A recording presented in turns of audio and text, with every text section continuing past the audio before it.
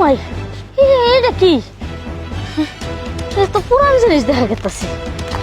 দেখি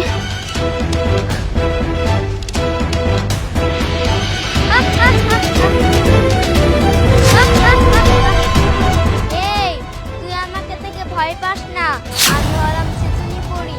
এই চেচুনির ভিতরে আমি অনেক দিন ধরে বন্দি ছিলাম। তোর পানির ছোঁয়া পেয়ে আজ আমি মুক্ত হয়েছি। বল তোর কি লাগবে? না না না না না না, আমার কোনো ক্ষতি করো না, আমি তোমার কোনো ক্ষতি করি নাই। দেখো এই পৃথিবীতে আমার কেউ নাই, আমার মা কই দাও শুধু তোমার কিছু করে দেয়, আমার কিছু। আমি তোর কোনো ক্ষতি করব না, তোকে আমি কিছু উপহার দিতে চাই। চোখ দুটো বন্ধ করে হাত পাত। এবার চোখ খুলে দেখ। ও আল্লাহ, এলা কি? এলা না সোনার জিনিস? হ্যাঁ, এই স্বর্ণের জিনিসগুলো আমি তোকেই দিলাম। তুই এবার এই স্বর্ণের জিনিসগুলো নিয়ে তোর বাড়িতে যা। তোর নাতিকে নিয়ে তুই অনেক সুখে শান্তিতে থাকতে পারবি, কিন্তু ভুলেও কিন্তু আর লোভ করিস না।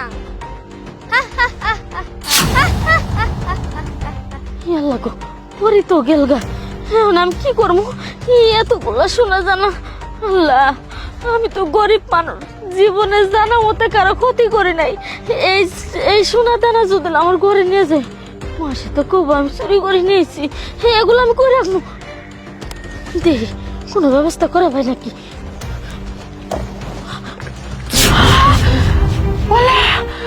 নুরুদাটা কি পাইছে? আমি নেব, আমি নেব, আমি নেব।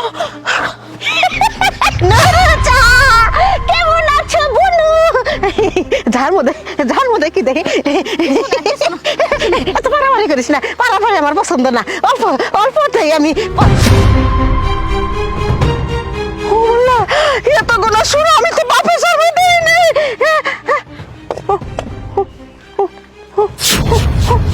আম্মা,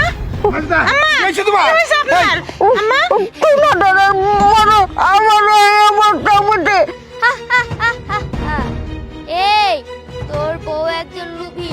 তোর বউ লোভ করেছিল, অন্যের হক মেরে খেতে চেয়েছিল, তাই তার লোভের ফল আমি দিয়ে দিয়েছি। এবার তুই তোর বউকে বাড়িতে নিয়ে যা, তোর বউ জীবনও ঠিক হবে না। আব্বা, আমি বুঝতে পারছি মা সব সময় এত লোভ করে, আজকে তার লোভের জন্য নিজের জীবনটা প্যারালাইজড হয়ে গেল। এখন কি করবো? মাজুদা, তোমারে কত কইছি, আমরা হাজি বংশের লোক, আমি নিজে হজ করে আইছি, বৌমারে হজ করে নিয়ে আইছি। আমরা এই অন্যের জিনিসের প্রতি লোভ করি না। তুমি কি এর লোভ করো? হ্যাঁ, অন্যের হক মাইরে খাইলে তো এরকমই হইব। বল করছি, মাফ করে দাও। শুনেন ভাই সাহেব, আপনারা তো হোস করেছেন, আপনার বউটা যে পাজির পাজি, অন্যের হক মারে খাবার চা, অন্যের হক মারে খালে তার পাপের শাস্তি তাই পায়। দেখছেন, আপনার বউ তার পাপের শাস্তি লগে লগে পায়ে গেছে। আমি গেলাম। বোন, তুমি ঠিকই হয়েছ, আল্লাহ ছাড় দেয় কিন্তু ছেড়ে দেয় না। চলো চলেন, মারে কবিরাজের কাছে নিতে হইব। হব মা, চলো নিয়ে যাই।